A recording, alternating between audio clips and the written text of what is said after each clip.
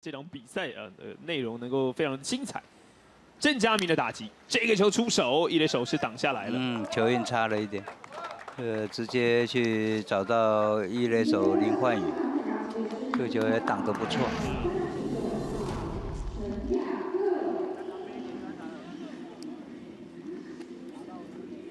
打得蛮强劲的。哦，还有一只小鸟在后面飞，哦，两只。